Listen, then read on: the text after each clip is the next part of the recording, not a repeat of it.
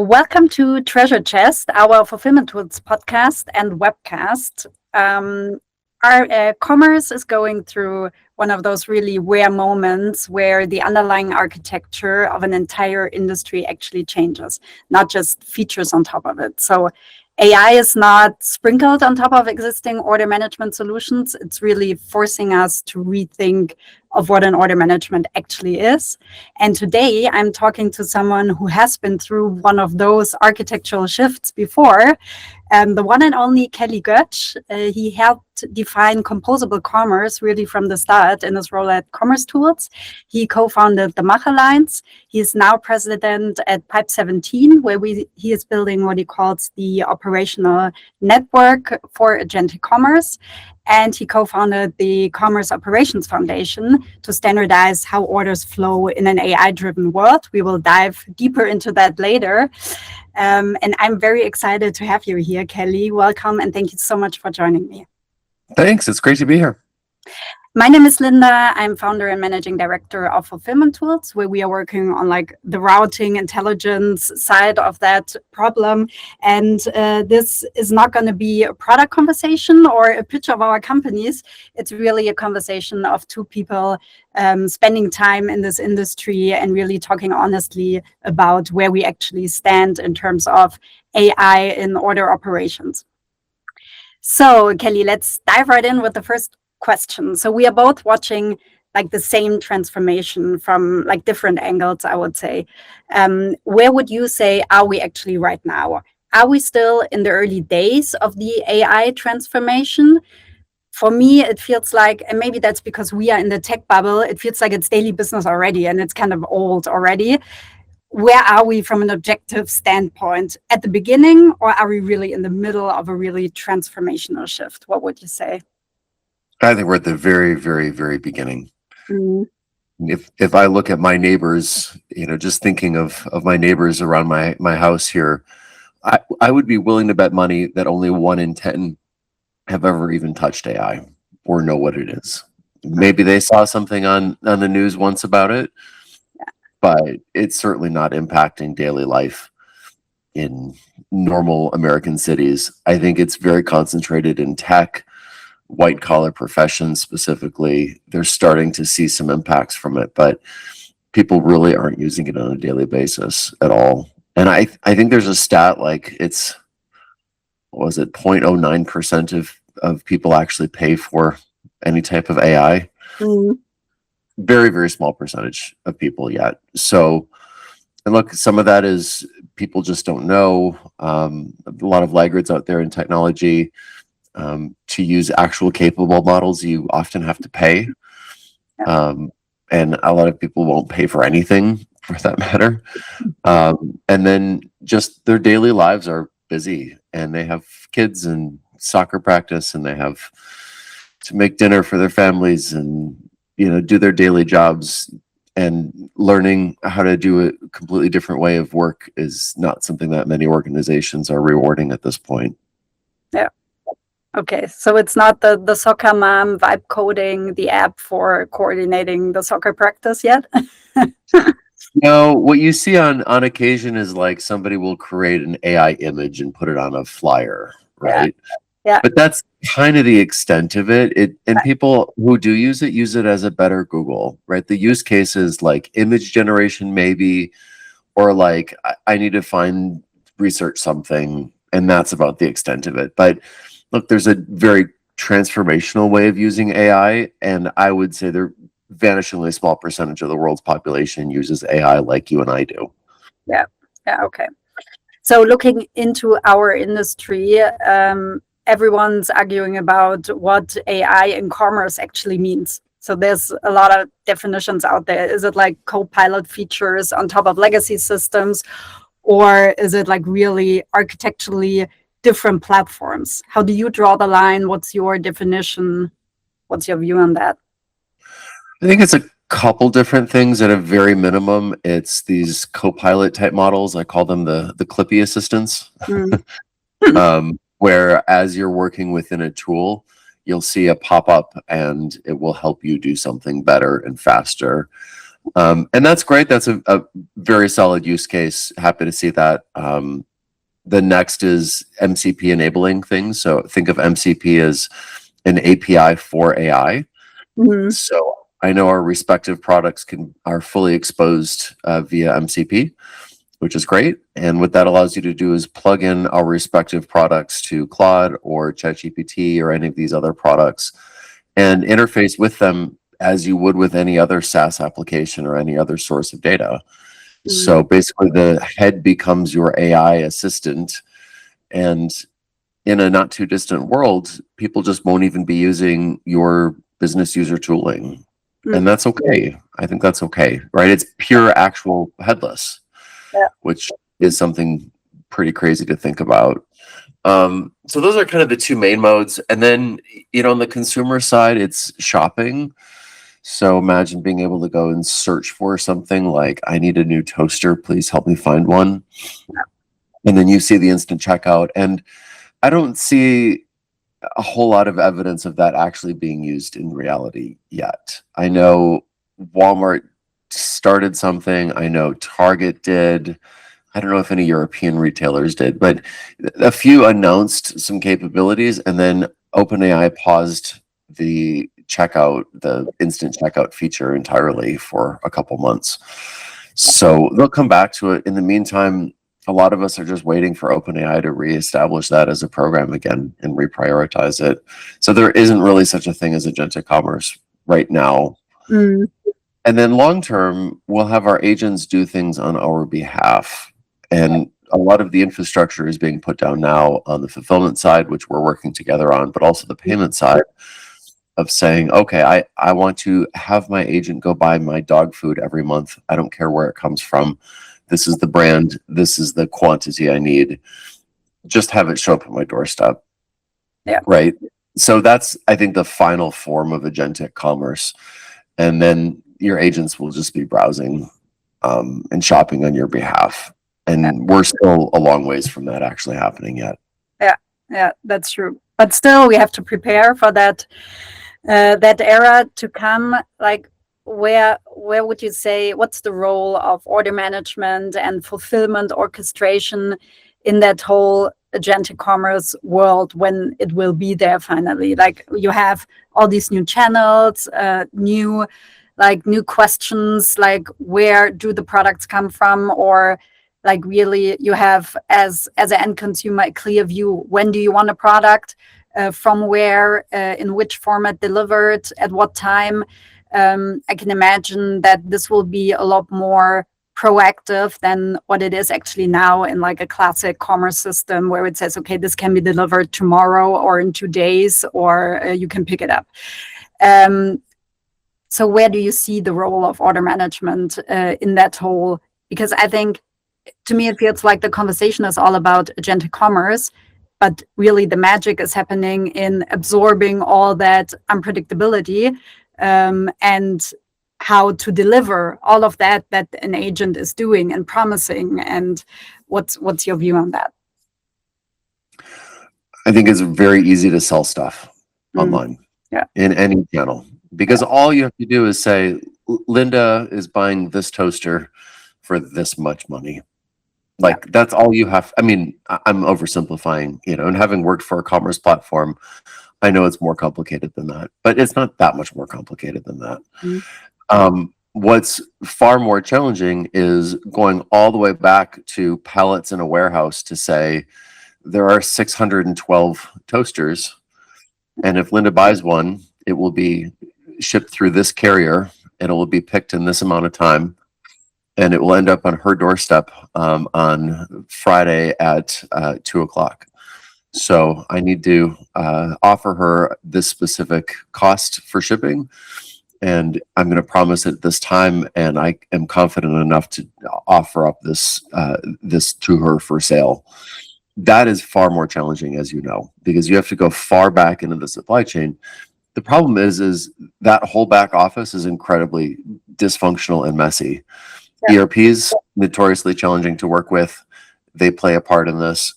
3PLs We like to joke internally at Pipe 17. Some of our 3PL customers, you have to basically use carrier pigeons to get data in and out of them. It's terrible. The carriers themselves have very poor APIs in many cases, and they change all the time. There's a lot of math, there's a lot of compute involved to say this item will be delivered by this time. So EDD is really, really important. And then inventory as well. And here the challenge you have is a lot of times you don't have 612 toasters. A lot of times you have 3 toasters.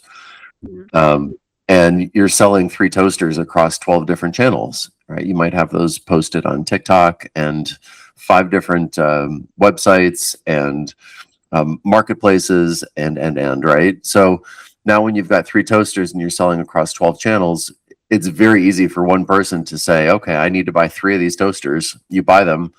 Now all of a sudden the other channels need to be very, very quickly told that no, in fact, there are not 3 of them available for sale. And it's a very frustrating consumer experience to be told and get all the way through checkout only to find out that at the very end of checkout, or heaven forbid, after you bought something, that the item is no longer there anymore. Yeah. So that is where there's a lot of challenge involved. And the tech stack is very antiquated right now because you have to go from a 3PL to an OMS, sometimes to an ERP, then to a commerce platform, and then finally up to your AI head. It's a lot of hops for data to go through. And that's why we've partnered together on Onyx and all that stuff. But we'll get into that in a little bit. Yeah, let's dive right into it. So you have founded the Commerce Operations Foundation, your newest baby. And it feels like, to me, like a Mach Alliance moment, like a group of vendors trying to define an infrastructure before the hyperscalers do it. Is that like a fair read, or would you say no, that's not right? It is decidedly not Mach Alliance in that it's not community focused at all. The entire organization is focused around one specification only. And that's different from the Mach Alliance, which is much more about brands and much more about community and knowledge sharing and things like that. So to step back, MCP is very much the standard that you use these days for accessing data and functionality. AI loves MCP. And if you go to your Claude or your ChatGPT and you hook it up to your Gmail or to your Google Drive or to Snowflake or take your pick of SaaS application, it will do so over MCP. And what I saw happening was the selling channels were starting to have standards. So we see ACP, which is Stripe and OpenAI getting together, and that's Agentic Commerce Protocol. We also have Shopify and Google getting together with UCP, Universal Commerce Protocol. Those are selling channel standards only, and they sit between the commerce platform or whatever is surfacing up that availability and the payments provider and the shopping head, whatever that happens to be, whatever surface that happens to be. It's kind of a trio there that they're sticking, between those 3 things. So they have selling channel standards, and that's great. But as we just discussed, the real challenge to solve is the fulfillment side of this. It's inventory, it's shipping, it's things like returns, exchanges. There's a lot involved in this, and that wasn't being addressed with any of these standards. So I got together with you, Manhattan, Sterling, Kibo, Fluent, all the other key LMS vendors, plus many of the 3PLs, plus many of the WMSs, and we all got together to define a single standard. And that single standard is called the Order Network Exchange, Onyx. And we're live with that as of January 1st. And what that is, it's a set of tools and resources in MCP that we as vendors all implement. And the beauty of this is we all implement the same interface, and then any selling channel has full interoperability with the entirety of the fulfillment ecosystem. And my pitch to you and everyone else in the ecosystem is, if we don't get together and do this as an industry, our AI overlords at OpenAI or Anthropic or Google will dictate some stupid standard and push it down on us that we're going to have to adopt. Because it doesn't make sense for them to go this long without a standard either. So as an industry, we've come together, all of us, almost without exception. I think really just about everyone in the entire industry is backing this. And we've all agreed to adopt the same interface. This is not something like UCP or ACP, which is a much heavier weight protocol. ACP and UCP dictate how things should be done. All we do with Onyx is we say, these are the tools and these are the resources, and we're all exposing the exact same interface up. And from that point, it's up to whoever wants to do stuff on their own. They're able to implement that however they wish. Yeah, yeah, absolutely. Can you explain for our like non so technical listeners, what does MCP give you that like in REST API or GraphQL doesn't give you? I mean, it's all just ultimately layers of abstraction, but Model Context Protocol came out of Anthropic at the end of 24, November 23rd, 2024. And what it is, it's a native way to surface up data, and it's called a resource in MCP terminology, and tools, and that's a verb, that's an action, something like that you surface up. And it solves discoverability. It makes it very easy for AI to interoperate with it.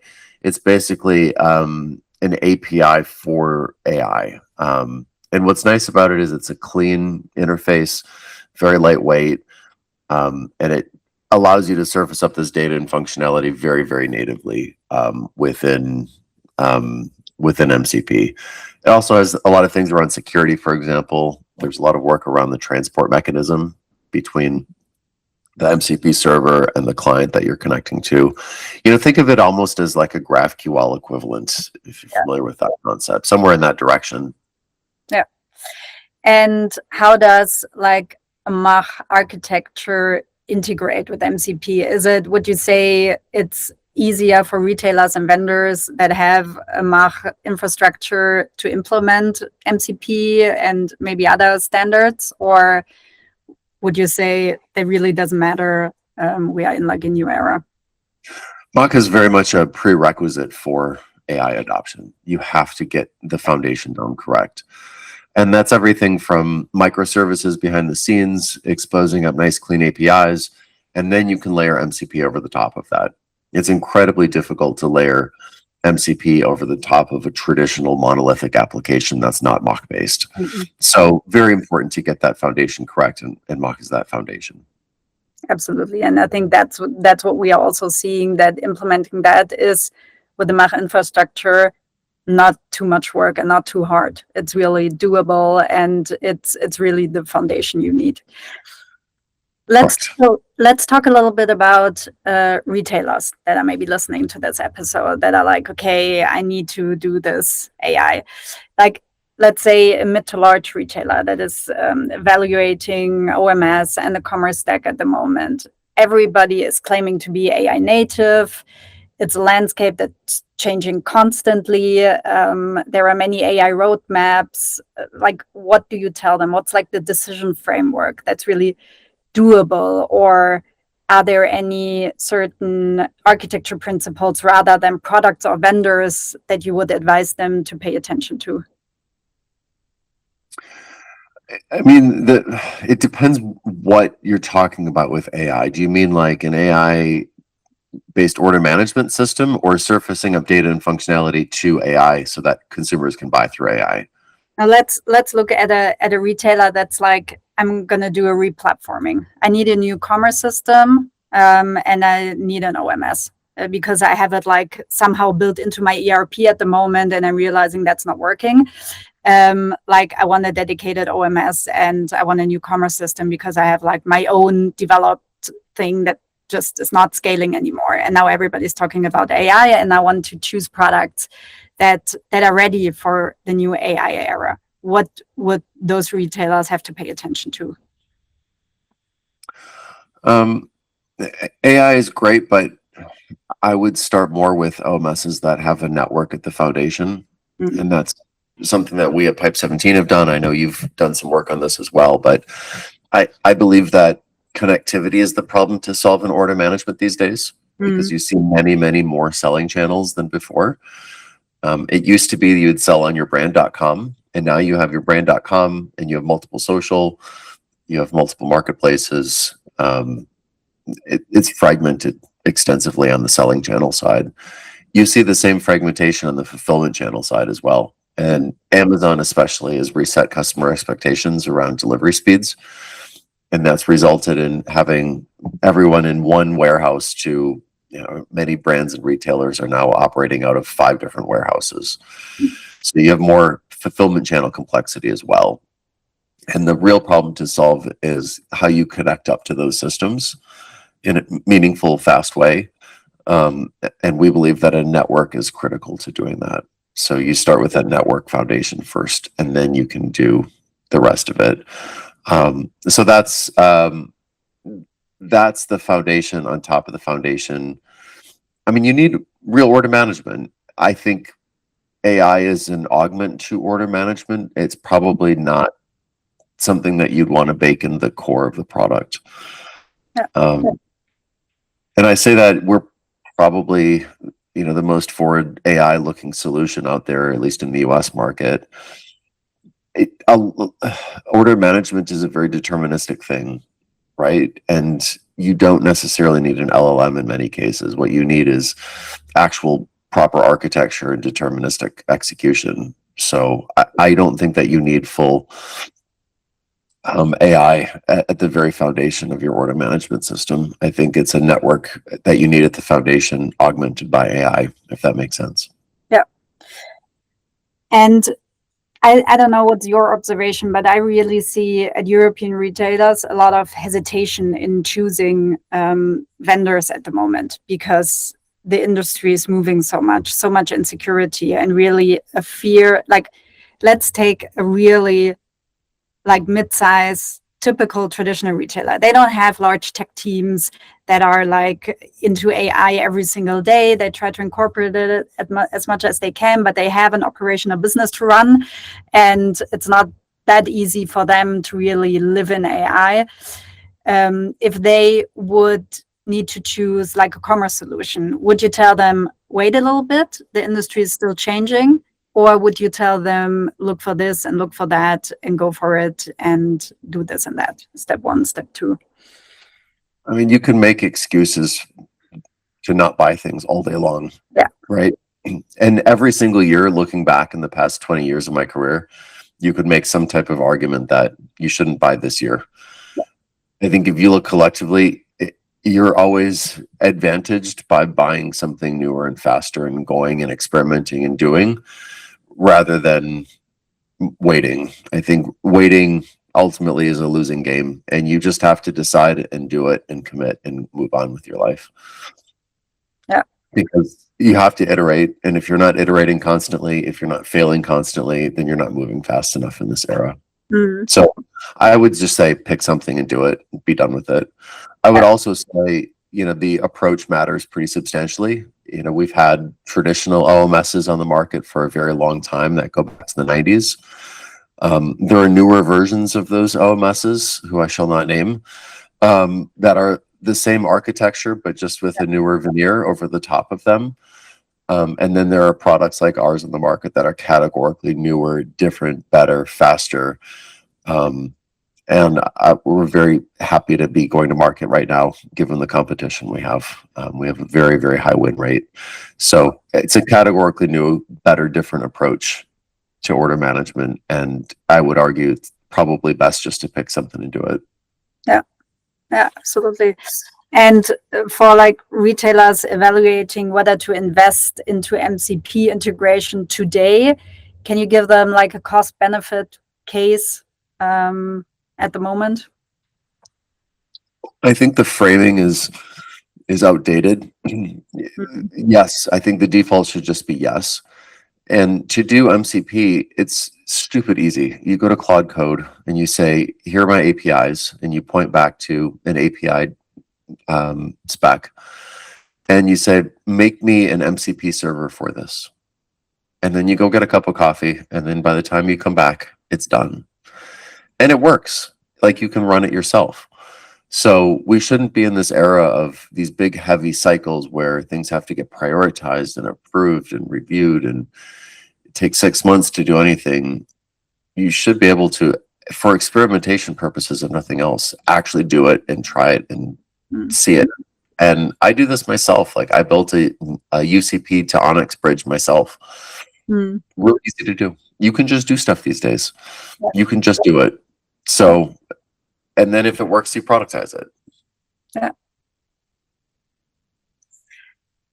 Let's move away a little bit from the retailers and really look at our situation and the situation of our companies. Like the AI investment cycle at the moment is really creating a specific kind of pressure on software as a service vendors, on startups.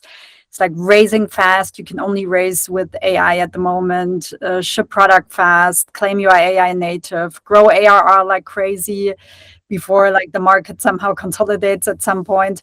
So in your career, you have been through multiple cycles. Mach, whole composable, now AI. What does this cycle feel like for you in terms of like risk profile?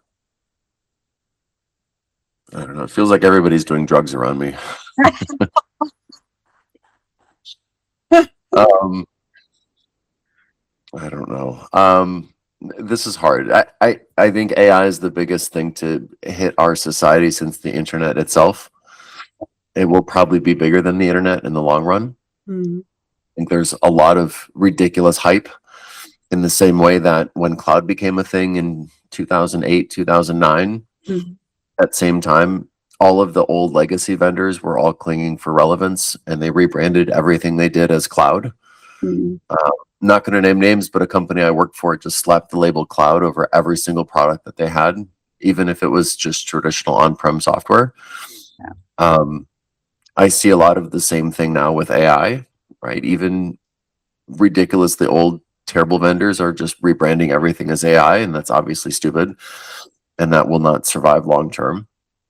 And what happened by 2012, 2013, 2014 is we started to see actual cloud native vendors take over. And they started to rise, and then you saw who the real ones were. We are that right now in the order management system space, which is great. And we're just waiting for our turn. And over time, over a couple of years, the legacy incumbents will hopefully die off, and we can take their place in the market. You need that shuffling of the deck chairs before you can get ahead. In January, everybody was talking about a big AI bubble. And what I've seen is consistently, Anthropic specifically has delivered more and more and more and more functionality. And now nobody's talking about bubbles anymore, because there's so much cool functionality being delivered every single day. And you need the hype to get in front of adoption and in front of use. And right now, I don't think there's a single GPU in the world that's not being used. So I think we're going to keep going for quite a while. I think it's going to eat up a lot of those dying legacy vendors. I think it's going to eat up a lot of the non-AI native vendors. I think unless you have some type of differentiated moat, you're going to die very quickly. But for those that survive, I think they're going to rise and grow even bigger and stronger. And AI is a huge tailwind. So I think we're in a good spot here as an industry. I don't know if we're going to have jobs in 5 years, but I think this is going to be generally a net positive for the economy and for us specifically. Absolutely. There's also a whole discussion about SaaS is dead, software as a service is dead. What do you say about that? I think that's true. Everyone who started as like software as a service.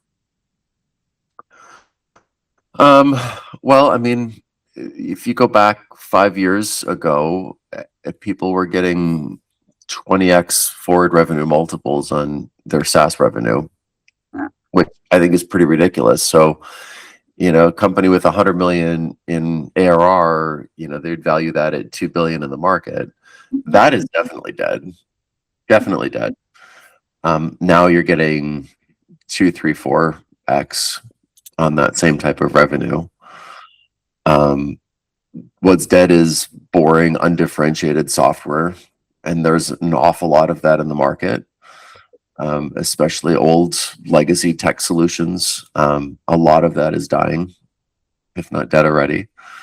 I think the notion of SaaS being long-lived is dying as a concept. I think people are vibe coding things for some short period of time, and that works really well for many things. So if you have an event that's coming up, you just vibe code something for that event specifically, and that works pretty well. I think a lot of software is very, very, very boring. It's boring CRM type software, which you can very easily duplicate. I think there are entire categories like analytics software that is just completely dead because Claude is so much better at doing analytics than any type of analytics product is. But there's a lot of software that will continue to survive. Products that have proprietary data, products that have differentiated deep functionality, products that can be consumed headless by LLMs are very much in vogue, which is great. I think Mock is back. Headless is back in that regard. Headless products work very well with AI. And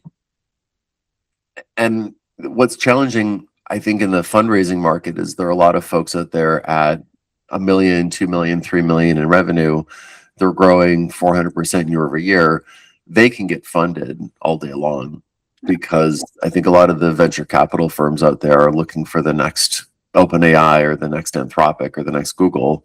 So they'll fund those all day. But the middle of the market where you've got 100% year over year growth and you've got some revenue to show for it, the multiples are coming down on that. You're getting more traditional PE multiples, not necessarily the full venture multiples that you would have seen in years past. So it's complicated. It really depends where you are in the market. But I still think we have a long way to go in this cycle, at least before things start to really change. Yeah. And before the market really starts to consolidate. Yeah. Like when we talk about speed to market, it also creates kind of an IP risk. So we've seen cases of startups forking open source tools without attribution, shipping them as their proprietary product. And as someone like you, deeply involved in open standards in the whole ecosystem, how do you think about the ethics of that? And what does it do to our space, to our industry? If it's illegal, it shouldn't be done, clearly. I'm generally fine with derivative works, though. I don't think the limitation anymore is some underlying fundamental library. The limitation is more go-to-market, and it's more commercial, and it's more positioning, storytelling, taste. The raw infrastructure underneath these applications is pretty commoditized. So if somebody wants to do it with proper attribution, I don't really care. I think what I'm getting at is broadly, code just doesn't really matter that much anymore. It's becoming much more disposable. And if somebody wants to use a library with proper attribution to get ahead and build, I don't really care, because to me, code is just disposable at this point. Really more about the execution. How do I? So much more about execution. I mean, people have a million ideas, right? But it's about how you execute on the idea that really matters. I mean, really, that's what it is. Because some 17-year-old kid in Indonesia can vibe code an LMS, right? That's not the hard part anymore. The hard part is much more about go to market. It's selecting the verticals. It's the features, it's the taste. It's all of that is hard to do. And probably like 5 billion retailer wouldn't buy from a 17-year-old kid coding the OMS. Right. Compliance, and there's the whole, Compliance, like the keyword. So there has been a scandal in the past. Company Delve, Y Combinator backed compliance automation startup, and that just really imploded. And it's about AI generated compliance reports that weren't actually reviewed by auditors, and also hundreds of identical SOC2 filings, IP theft, really got kicked out of Y Combinator. Would you say this is just one bad actor in the industry, or is it really a risk which all the pressure puts on startups? like to grow quickly. I don't know, 100 million AI in a few months and stuff like that. I mean, it happens on occasion that you see something like that. Typically, if somebody's on a Forbes 30 under 30 list, that's a pretty good predictor of whether they're going to go off to jail. Um, I want to quote you on that. it's true. There have been so many 30 under 30 awardees who have gone to jail. It's ridiculous. Google it sometime. You'll see the list. There are always pressure to get ahead like that. I would hope that people understand that they will never, ever, ever get away with it. It doesn't happen. Due diligence does catch these things. There was another founder who faked a bunch of customers and sold her business to, what was it, JP Morgan Chase. And they very quickly caught it after they did the acquisition. So she's going to federal prison for that. You will always get busted. And especially in the age of AI, it's even easier to bust fraudsters than it had been historically. Mm-hmm. So I think there's, you're going to see a few more of these here and there. Any type of boom you have in the economy, you see fraudsters take advantage of that, but I don't think it's normal. And look, there are thousands and thousands and thousands of startups. There are relatively few that get into trouble. Yeah. It doesn't happen that often. But I'm really confused about the whole system around it, because a company like Delphi was funded by Y Combinator, one of the biggest, strongest investors in the world. They have customers like big enterprises. Usually, from my experience and our customers, they do a due diligence, long sales processes, long RFPs, many, many questions. They want to know everything. How can it happen in a system like that, where you have so many people look at these companies, which are super hot and AI native and everything, but they still slip through? How can people not see it? Y Combinator doesn't do due diligence on anyone or anything. It's an accelerator program, and they do a little checking on the founder when they come into the program, but they're not certifying a product that the product is worthy or not at all. So I don't think that's it. And they were selling their product to other startups, and the other startups, they want SOC 2 compliance. Nobody wants to deal with it. So they don't particularly care. What they care is that they paid money to an auditor who gives them a piece of paper that says we're now SOC 2 compliant. Yeah.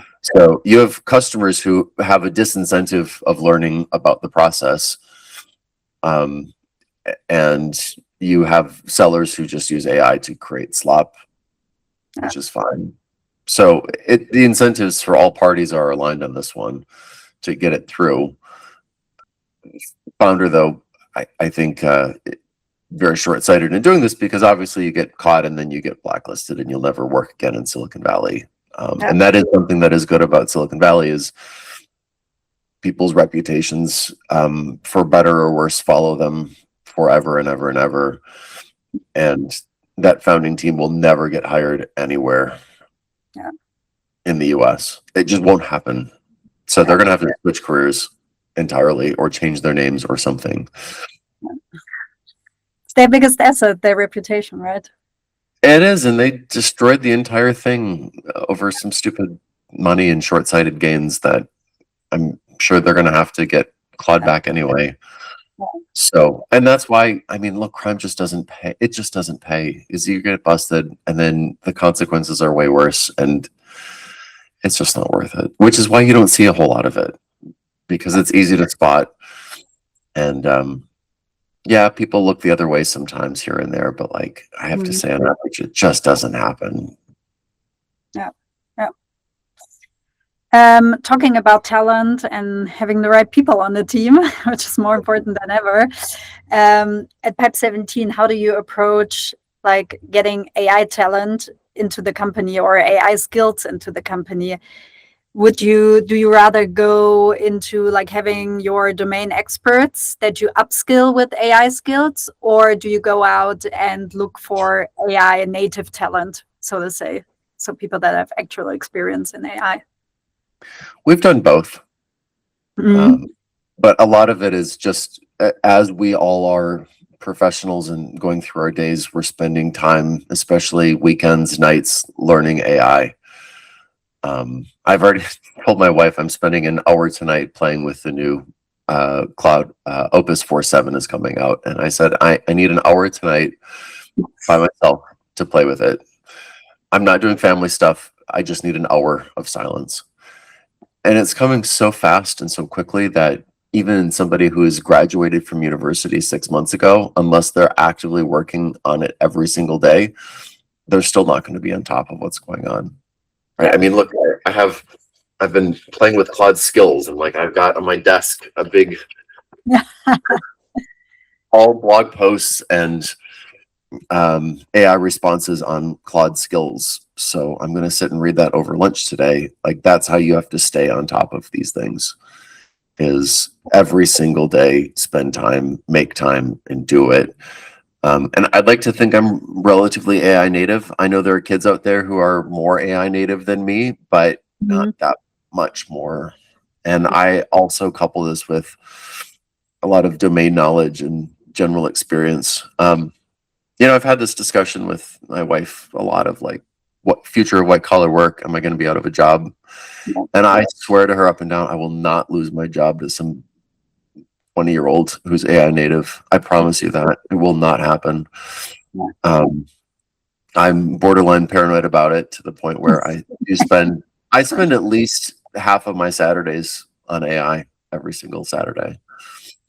But that's quite unique. Like looking into like organizations where you have like classic middle management, how do like operations managers, fulfillment teams, how do you get them to really engage with AI?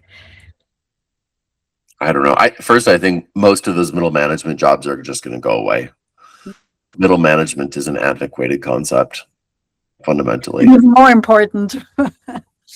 Well, and if you look how I've structured Pipe 17, it is, we have C-level executives own a respective domain, and then we have flat underneath them.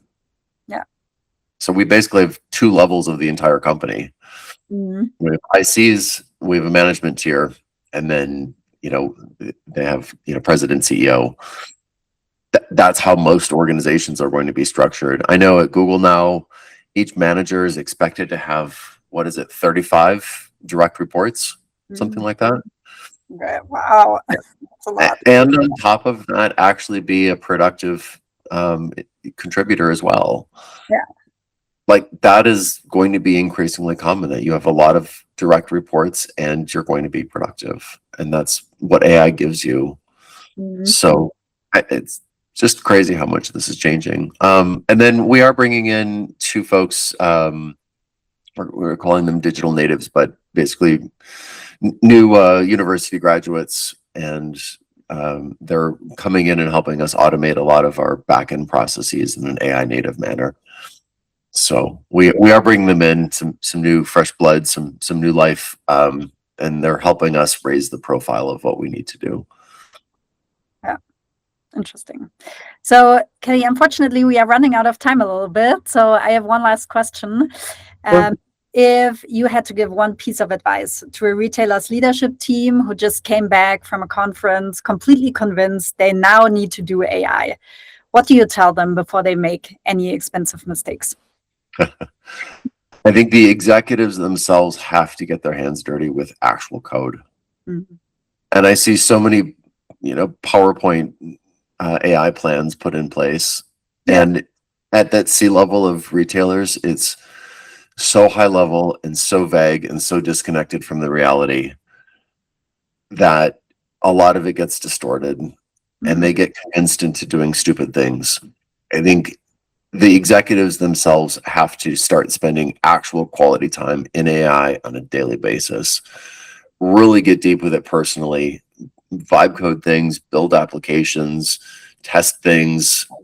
There's so much hands-on work to do with AI, not direct other people to do things with AI, but the executives themselves get familiar and comfortable with it.